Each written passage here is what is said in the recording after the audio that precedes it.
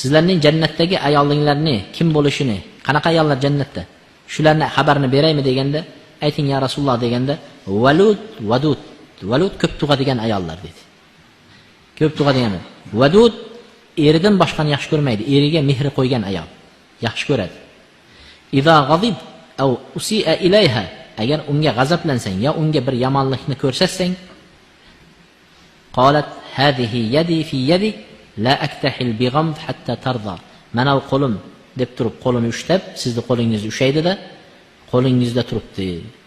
Qo'lingizni qo'yib yormayman va ko'zim deydi bir yumilib ochilmaydi, uyquga ketmaydi deganida, ko'zim uyquga ketmaydi.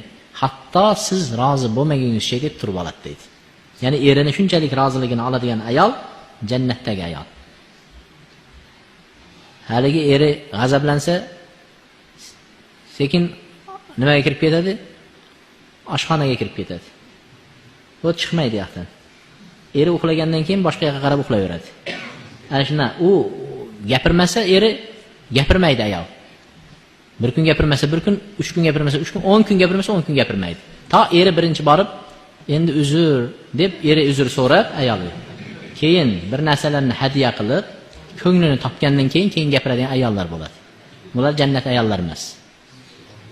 Ayol jannat ayoli erining qo'lini ushlab, "Mana shu qo'lim sizning qo'lingizda turibdi. Ko'zimga bir marta uyquga ko'zimni yummayman, kipriq qoqmayman, to siz rozi bo'lmaguningizcha" deydigan ayol